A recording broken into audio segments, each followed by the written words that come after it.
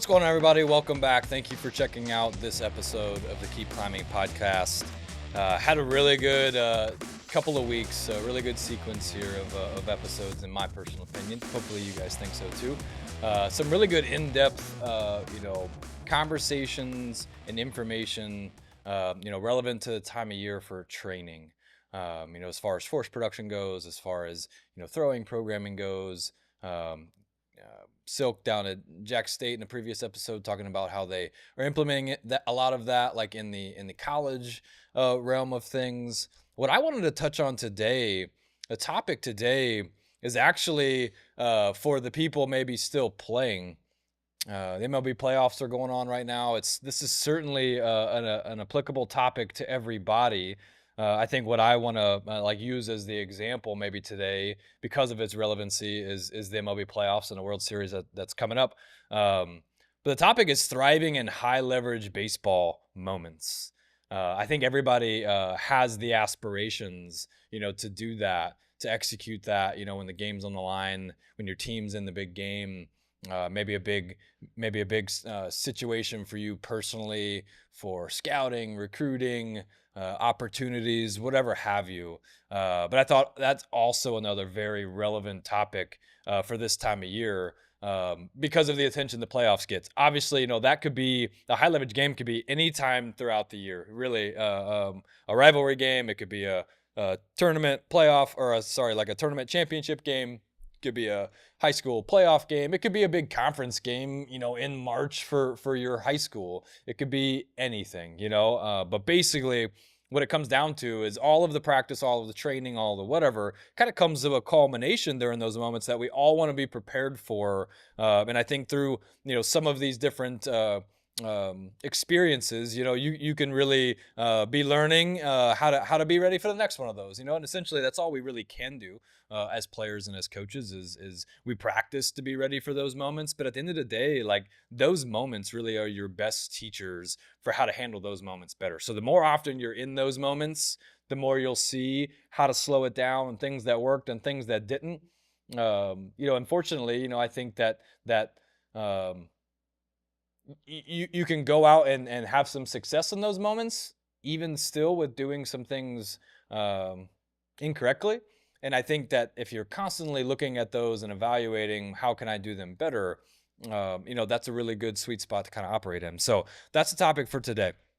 Thriving in high leverage baseball moments. I've been really fortunate to be in, a lot of high leverage baseball moments, from early years to on in through the later years of my baseball career, that have taught me a bunch of wonderful, amazing, life lessons, let alone baseball lessons. But I also, though, those are some of the awesome memories just burned in my brain, good or bad, mind you, burned in my brain.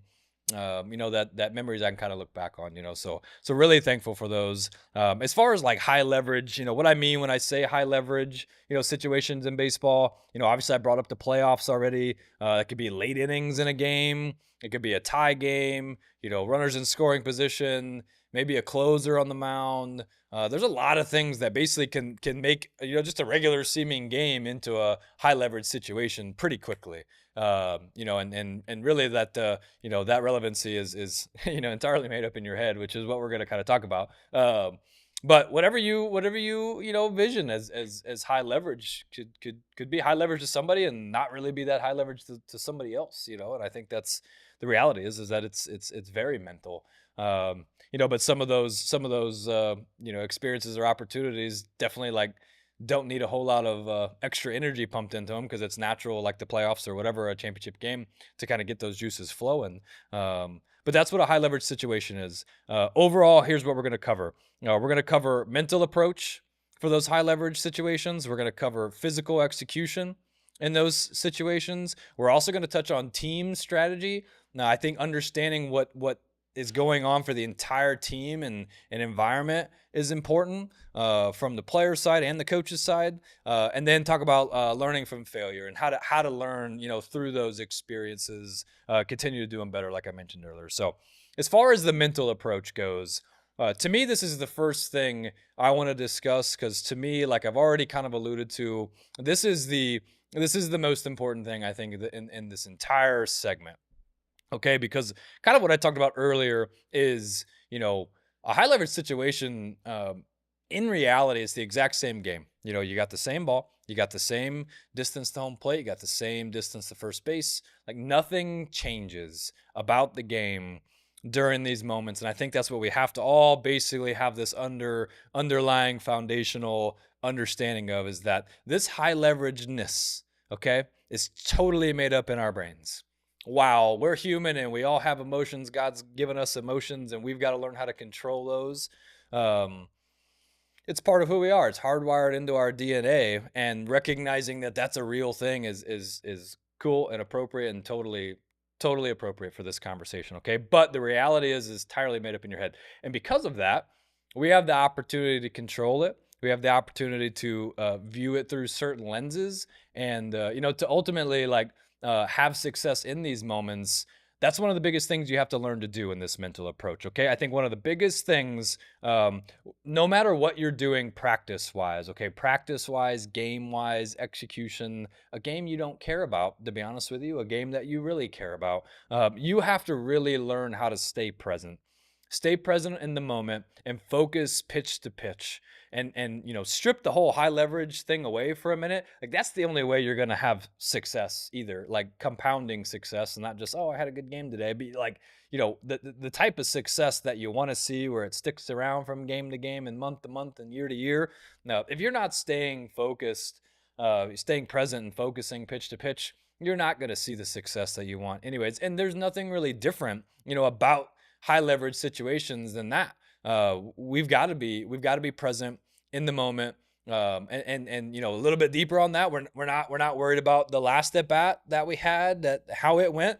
We're not worried about how the at bat in the 12th inning is gonna go, because we're not there yet. But like focusing right now, doesn't just mean like, oh, I'm gonna focus so much that you're also not letting like past failures or successes or whatever creep into what the mental approach during this pitch, during this inning, during this game needs to be. Okay, so stay present. I think that the routines that guys build are extremely key. When the heart starts beating a little faster, when the crowd maybe gets a little bit louder, when the leverage starts to pick up a little bit, falling back on that routine and staying consistent in that routine is absolutely huge. What I've found in my own experiences is that like pre-pitch routine or week to week routine really was like, and I've touched on this in past episodes, like it was really my only way to deal with adversity. Adversity could be failures, adversity could be high leverage situations, and I think those pre-pitch routines like give you a type of like calmness that you seek in those high leverage situations. So like very, very applied to this topic specifically, high leverage situations, your routine is so key, so important, because it provides you a sense of calm, whether you're consciously thinking about it or subconsciously thinking about it, that like, man, I've done this a million times. I'm just going to do this routine. I've developed it. I've developed when my heart wasn't beating this fast, and I know that it's going to provide and produce me some success. When your heart does start beating a little faster, and I think like, you want to start talking about like the importance of developing a routine, which is a topic entirely in and of itself.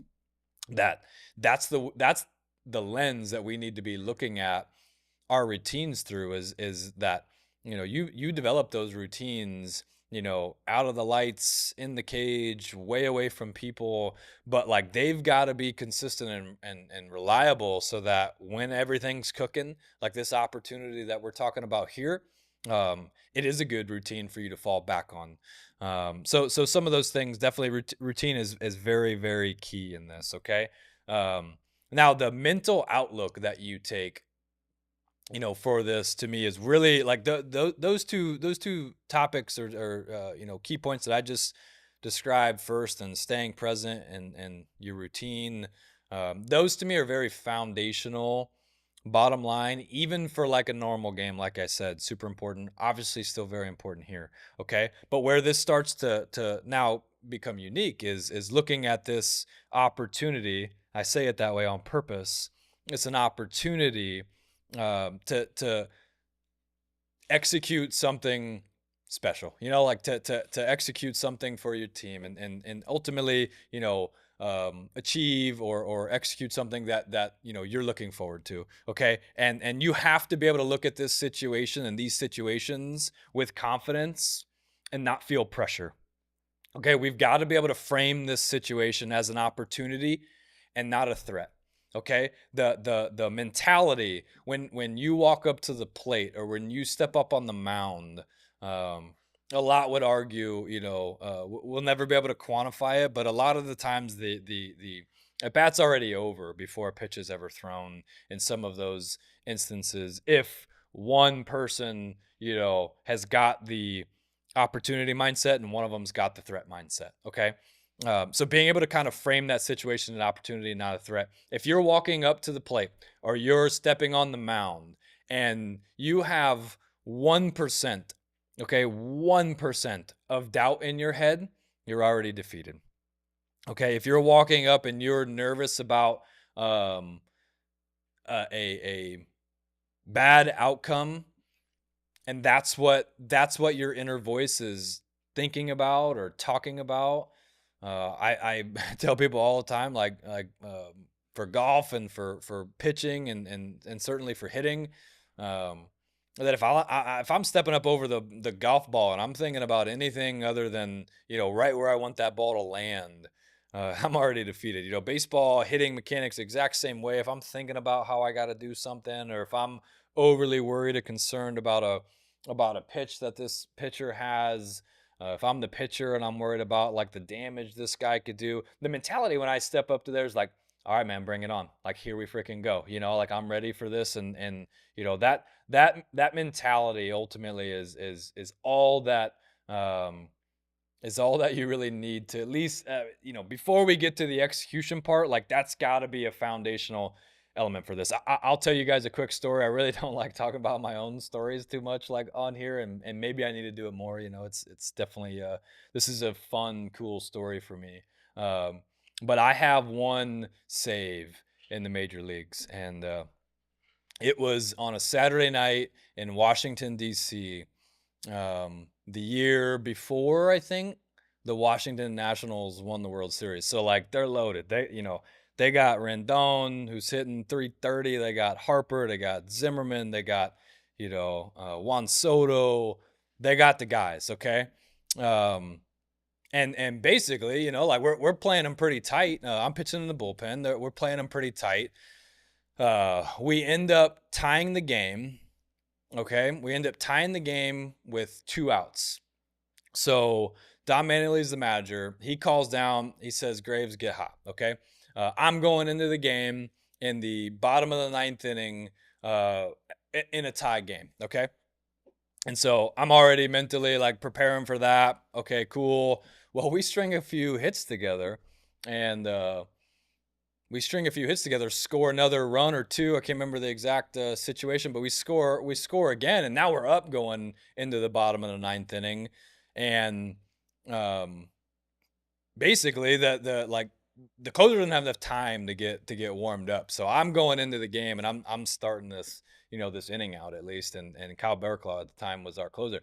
Kyle's still getting like warmed up in the bullpen. In that moment, if I would have ran out there, and even if it was tied, mind you, but like in that moment, if I'm anything other than bring it on national TV with 40,000 fans in Washington D.C. on a Saturday night, if I'm anything other than bring it on, suckers, like here we go, then I'm already defeated, and at the time I was so excited and fired up for that moment. I mean, what kid doesn't like think or dream about that, um, that I was extremely excited, and I'm thankful that I approached that situation. There's been plenty of situations, that I could tell you about too that I didn't, take that mentality towards. Hopefully all of those ones, kind of shaped and framed my mind to be ready to go, for that one. Certainly, but I go out there and I've got to face, the guys. I got to face, I think, Harper, Rendon, and Zimmerman all right in a row. And I don't think I was ahead in all of the counts or whatever. I certainly could look back and poke some holes in the actual performance of it. But man, I went 1, 2, 3, got my first major league save, and was pretty hype afterwards. So I was pretty excited. But in that moment, going into that, like if you're running out there, if you're taking the bat, if you're coming up to the plate, and you're thinking about anything other than, I'm about to rip this dude's head off, like, or I'm about to hit this ball right back at him, or I'm about to, like, whatever. And it's got to be inside of your abilities, and that's a little bit of like what we're going to talk about more in the physical execution side of things. But basically, I think mentally, you've got to come up to the plate, onto the mound, and accepting of the challenge, and definitely not backing down from it. Like we baseball guys, we would throw it all the time, like, "Hey, bow your neck, man. Like, let's go. It's no one's coming out there to save you. This is your opportunity. This is your game. Go freaking get them." So that was definitely a cool memory that I have of how this all kind of came to fruition for me.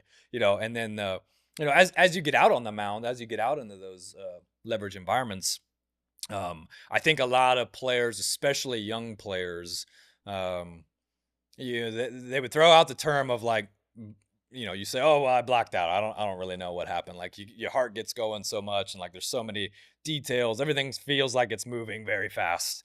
Um, a lot of people, especially when those circumstances or environments like kind of overcome you, that's kind of what you would say. I think a lot of people look back at it and it's like, man, like I gotta like visualize, slow down my breathing. There's definitely like some physical things you can do to help kind of calm down your mentality, your mental approach, like to that situation, right? So like, I think beforehand, visualization kind of comes into effect there, of just like visualizing yourself making that pitch, of hitting the ball, of like I said, like what I said earlier about the golf analogy, like I trying to just maybe throw it in some other context, but like you're visualizing the shot and sticking it perfect. You're visualizing the pitch and you're sticking it perfect. You're visualizing the pitch coming into your bat and you're just squaring it up. That, like, you've got to be able to see it in your brain before you can ever expect it to happen out in real life. So how powerful of a tool beforehand visualization can be, and visualization really can happen in between every single pitch, right? Every single shot, every single swing, everything. You should be visualizing, what you want to do, what you want to happen. And then how important your breath is, connected, to your heart rate, to your brain, and the clarity that you can have in some of those moments that, a heart gets beaten and then the breath picks up.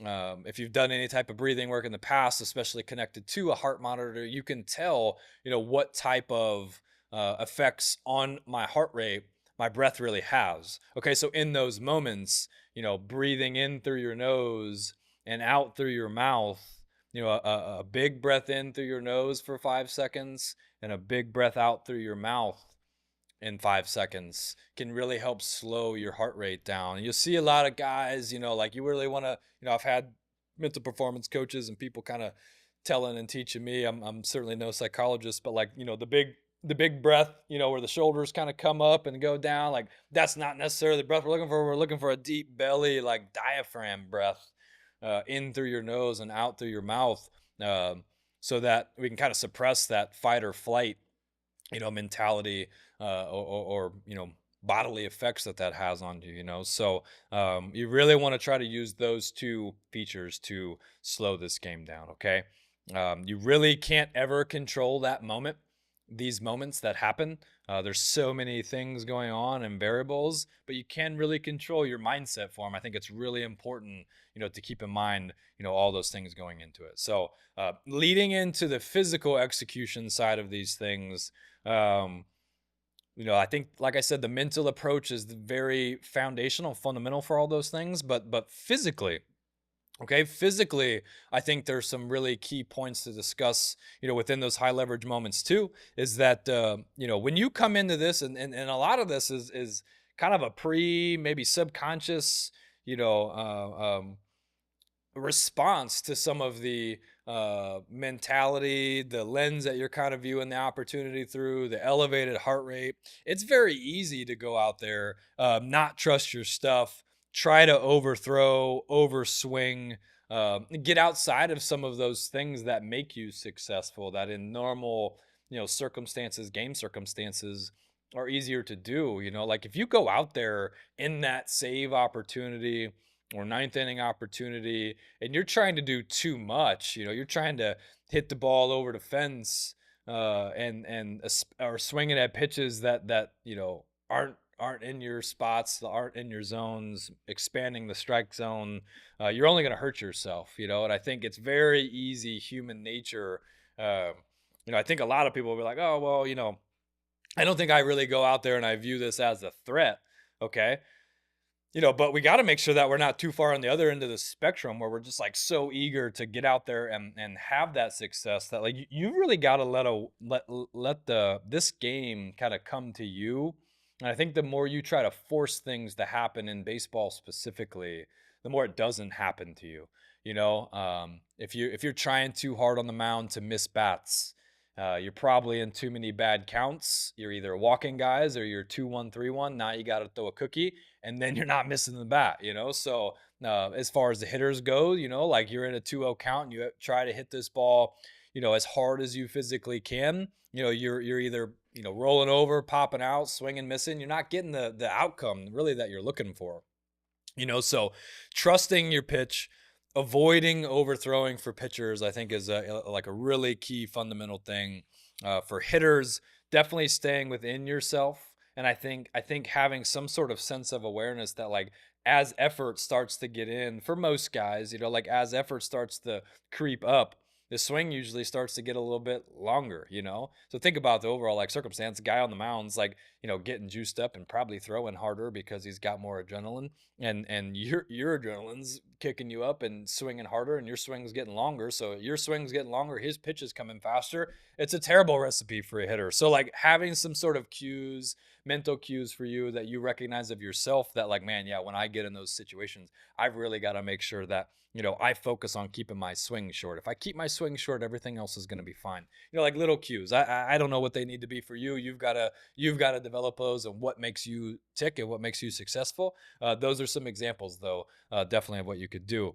And defensively, I think it's really big defensively too, because not just the guy on the mound and not just the guy in the box, but everybody, everybody's heart rate is elevated in those moments, and maybe figuring out how to deal with that when you actually get to exert some type of effort every single pitch as the pitcher is a little bit easier. You know what I mean? If you're standing back there flat-footed, and at shortstop or left field or whatever, just kind of like waiting for something to happen, maybe that can be a little bit more difficult too to stay locked in, not let the moment get too big or distracted or whatever. That a ball kind of comes down the line, and you overthrow the cutoff guy, and something smaller, little like that. But it's because you weren't totally locked in on the pitch, because there's certainly in these moments there's way more distractions, and things going on. So defensively, anticipating plays. I think we go back to the visualization, thing there. Not rushing any throws, and I feel like especially throughout the like across the infield, to me that's one of the biggest things. Like usually in those high leverage moments, like it's probably because it's reactionary, but like usually like a sharp hit or whatever, a guy like glove a ball, most of the time you're like it's they rush the throw is where they mess it up, because they're just so like moving so fast, brains moving so fast, like the physical, whatever, the way you're trying to execute physically usually picks up when my brain's moving fast, and I feel like most of the time defensively we're rushing throws. So just making sure that like your mental clock is kind of in tune with what's going on in the game, and that all of the external factors aren't making you speed up so much that physically you're speeding up too. So some of these pitchers I think back of when I was a kid watching guys pitch in high leverage games. Mariano Rivera is the one that stands out the most to me. Like, holy cow, that dude pitched in so many high leverage ninth inning, games for the Yankees, in the 90s and the early 2000s. And that guy just like could not look more cool out there. Like they say, like cool as a cucumber, like that dude is just hitting his spots, not too high, not too low. Certainly he's fired up, and he's, would show some emotion no doubt he's human. But for all intents and purposes, it looks like just another game out there for him too. Like he didn't ever look out of control of himself, and that's a very special, element that I think a lot of people desire to have, but maybe they don't know exactly how to get there. Um, but very, very prepared for those moments, I would say Mariano was. But so working into a little bit of the team strategy side of things, I think it's really important for everybody on the field to know what everybody else is responsible for or going through or dealing with, especially if you're going to be a leader within your team, just so you know how you can call timeout and help guys, or know when to not call timeout and go out there and talk to somebody, or reminding people of plays, or encouragement, or whatever that is. I think the relationship between the coaches and the players, can be very important within all that. There's a lot of managerial decisions, coaching decisions that come into these high leverage situations too, from like matchups, bullpen stuff, defensive shifts, understanding how all of that like affects everything else going on in the game, not letting those things be, distractions. Like I said, kind of communication between fielders, just to make sure people are on the same page. You see the shortstop and the second baseman talking a ton about who's covering, where they're going when the ball's hit, coordinating that with the pitcher. If there's like a runner on first, who's covering for the double play, especially depending on, who's in the box, what type of base runner, what type of defensive shift they might be in. That communication is really important, especially, I mean, just very logistically, obviously, like it's louder, like it's louder, especially in a major league stadium like that, any type of stadium where there's more people there. The heightened sense to communicate, not just so we're all on the same page in a high leverage situation with a bunch of moving pieces, because it's just louder. Like you've got to be louder so that the guy across the diamond, or across the plate from you can hear you. And I think that's something that just gets very overlooked sometimes. We don't ever.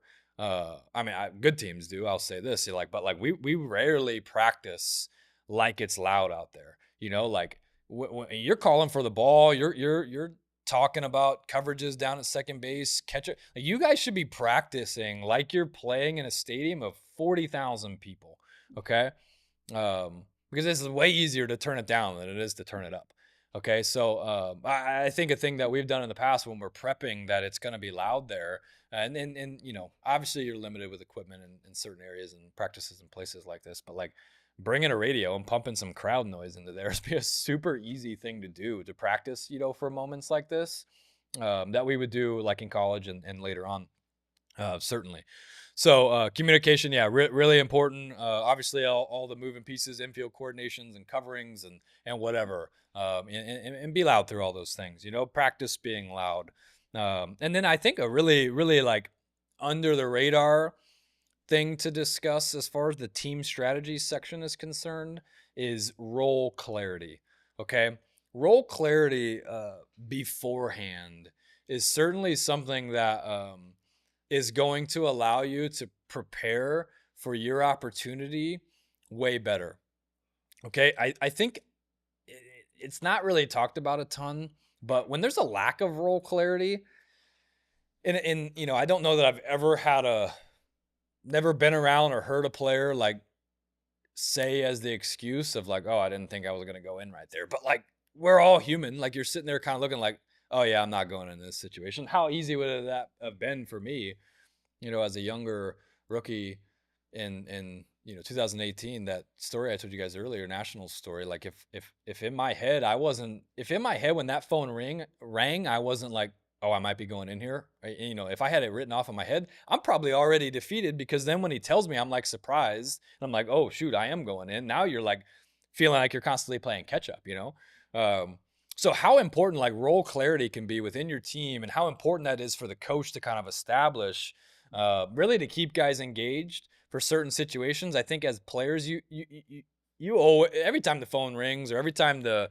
pitching change is going to happen, or whenever the walkie-talkie or whatever is going on, when that thing goes off, immediately you have to think that you're going into the game, because if you're not, you're defeated. So like no excuses for that. But the better we can be, I think inside of our teams and organizations, understanding our roles, just the better we can mentally prepare, the better we can visualize ourselves in those moments, the better we can be in our practice routines and our bullpens like week to week, or our cage sessions week to week. I think a lot of that like comes down to the visualization topic, but if you're the closer, like you start visualizing and practicing like you're the closer, so those role clarity things I think can be a big thing that maybe don't show up until that high leverage situation, but that's kind of like built and established on a day-to-day like basis, through the practice, training, visualization, and techniques there.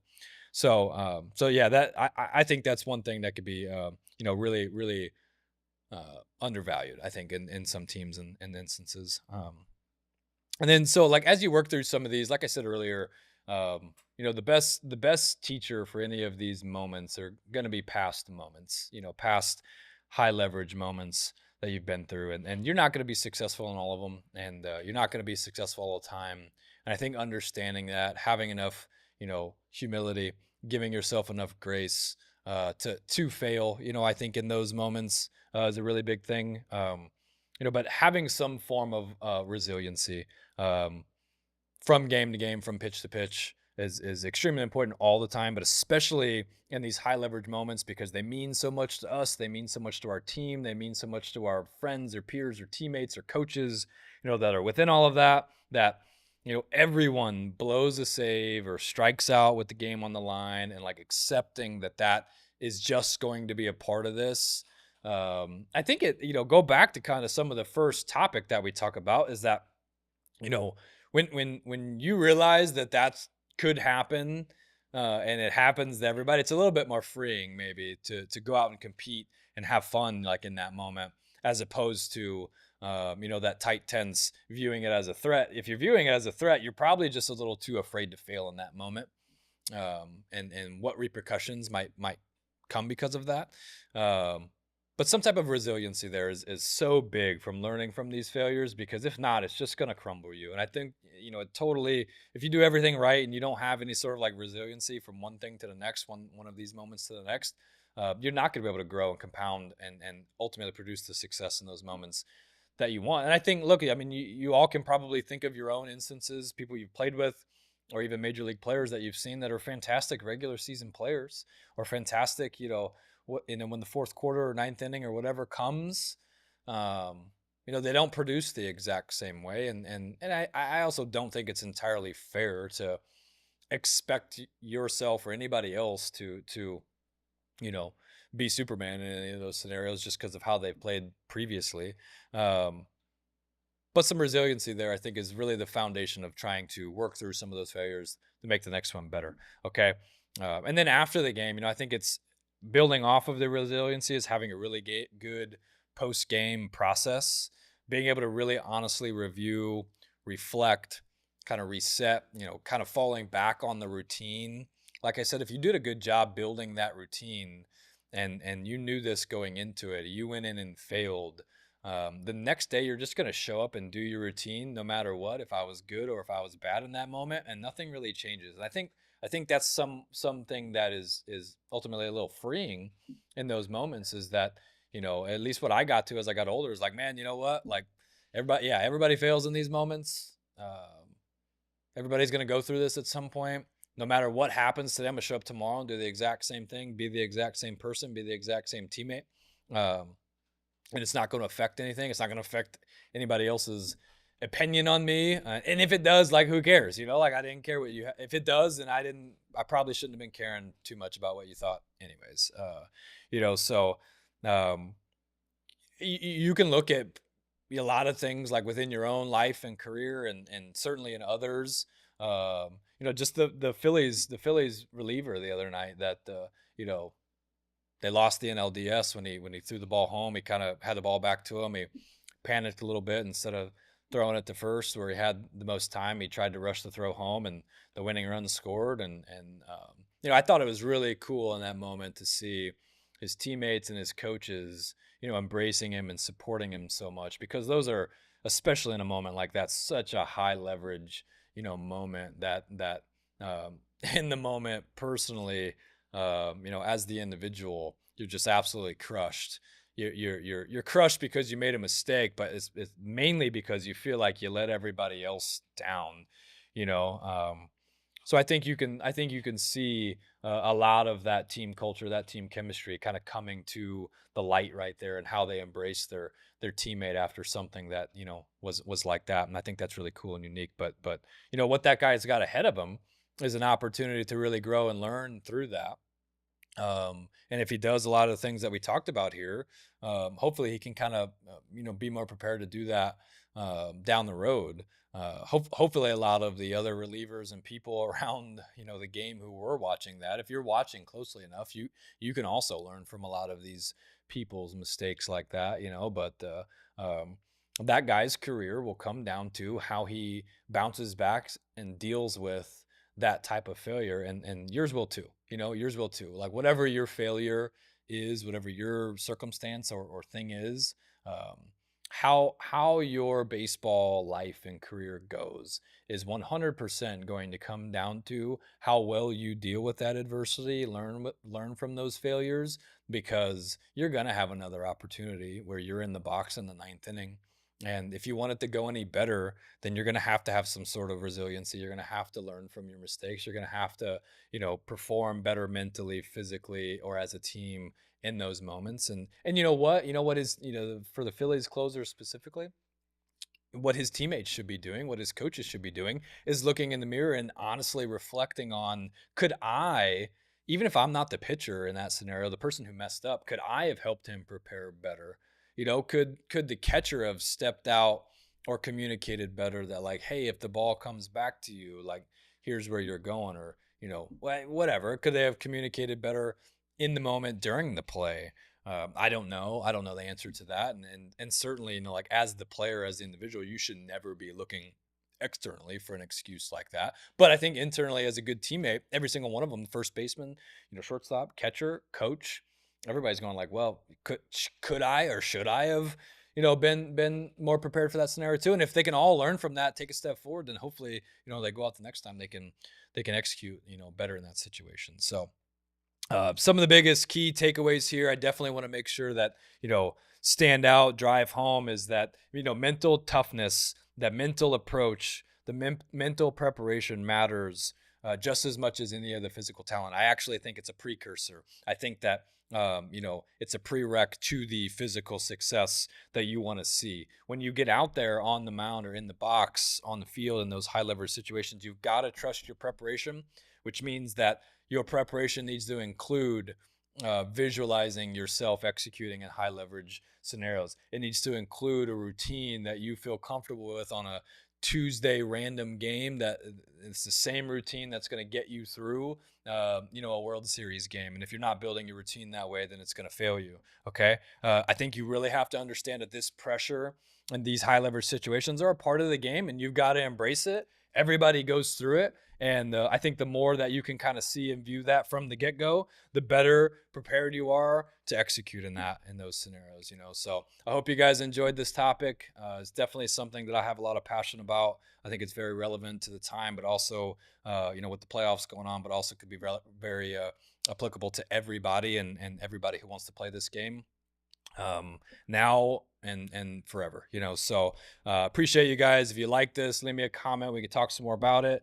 Any future episode ideas to talk about and discuss, you guys can subscribe, follow on social media, YBMcast. We've put some really cool stuff together. They're putting a lot of really cool stuff together, as far as like exclusive content, a lot of really cool things coming. So would encourage you guys all to do that. Really thankful for them and their team, the support of me and our business at Premier that they've shown, and really excited for the future of what's to come. So appreciate you guys, and see you next time.